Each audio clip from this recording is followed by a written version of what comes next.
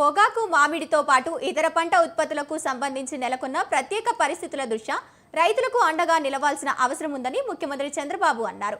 పంట ఉత్పత్తులను వాణిజ్య కోణంలో చూడాలని, వీలైనంత మెరుగైన ధర వచ్చేలా చర్యలు తీసుకోవాలని అధికారులకు సూచించారు. సచివాలయంలో మామిడి, పొగాకు, కోకో పంటల మధ్య ధరలతో పాటు వివిధ అంశాలపై ముఖ్యమంత్రి సమీక్షించారు. ఈ ఏడాది హెడ్జి బర్లీ పొగాకు 80 మిలియన్ కేజీల మేర ఉత్పత్తి వచ్చిందని సమీక్షలో అధికారులకు ముఖ్యమంత్రి వివరించారు. ఇప్పటి వరకు 27 మిలియన్ కేజీల మేర విక్రయాలు జరిగినట్టు అధికారులు తెలిపారు. మిగిలిన 53 మిలియన్ కేజీల హెల్దీ బర్లీ పొగాకుకు త్వరగా కొనుగోలు చేయాలని ముఖ్యమంత్రి ఆదేశించారు. ఇందులో 33 మిలియన్ కేజీల పొగాకును 24 కంపెనీల ద్వారా కొనుగోలు చేసేలా చర్యలు తీసుకున్నట్టు అధికారికంగా వివరించారు. మరో 20 మిలియన్ కేజీల మేర పొగాకును ఏపీ మార్కెఫెడ్ ద్వారా కొనుగోలుకు ఏర్పాటు చేసినట్లు సీఎంకు అధికారులు వివరించారు.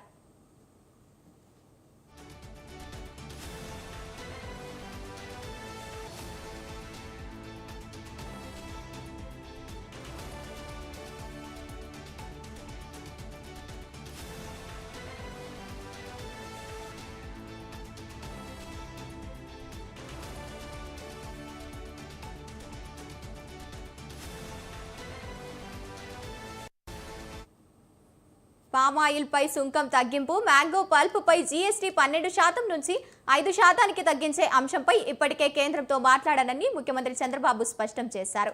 పామ్ ఆయిల్ పై సుంకం తగ్గింపు, మ్యాంగో పల్ప్ పై జీఎస్టీ 12% నుంచి 5% తగ్గించే అంశంపై ఇప్పటికే కేంద్రంతో మాట్లాడారని ముఖ్యమంత్రి చంద్రబాబు స్పష్టం చేశారు. దీనిపై అధికారికంగా సంబంధం కేంద్ర ప్రభుత్వ శాఖలతో సమన్వయం చేసుకోవాలని సూచించారు. అలాగే మామిడి పంటకు సంబంధించి పంట ప్రణాళికపై రైతులకు ఎప్పటికప్పుడు అవగాహన కల్పిస్తానని సీఎం అధికారులకు సూచించారు. పండించిన పంటకు సరైన ధర దక్కాలంటే ఆ పంటకు మార్కెట్లో ఎలాంటి డిమాండ్ ఉందనే సమాచారం రైతులకు ఉండాల్సిన అవసరం ఉందన్నారు. ప్రస్తుతం మామిడికి ఒక్కో కిలోకు 4 రూపాయల చొప్పున అదనంగా మద్దతు ధర ఇస్తున్నామని, ప్రాసెసింగ్ యూనిట్లు 8 రూపాయలకు తగ్గకుండా కొనుగోలు చేసేలా చూడాలని అధికారులకు సూచించారు.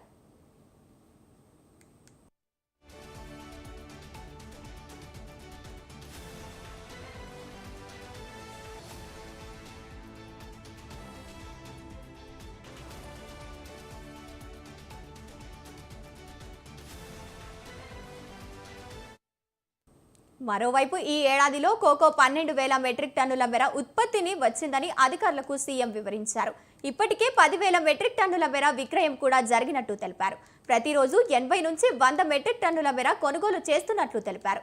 దీంతో జూలై మొదటి వారానికి మిగిలిన ఉత్పత్తిని కూడా కొనుగోలు చేయాలని ముఖ్యమంత్రి ఆదేశించారు. రాష్ట్ర వ్యాప్తంగా పండ్లకు సంబంధించి ప్రాసెసింగ్ యూనిట్లను మరిన్ని ఏర్పాటు చేసేందుకు అవసరమైన కార్యాచరణ ప్రణాళికను రూపొందించాలని ముఖ్యమంత్రి చంద్రబాబు ఆదేశించారు. అంతర్జాతీయ మార్కెట్కు అవసరమైనట్టుగా ఎగుమతులు పెంచేందుకు అత్యుత్తమ గ్రేడింగ్ విధానాలను అమలు చేయాలని అధికారులకు సీఎం చంద్రబాబు సూచించారు.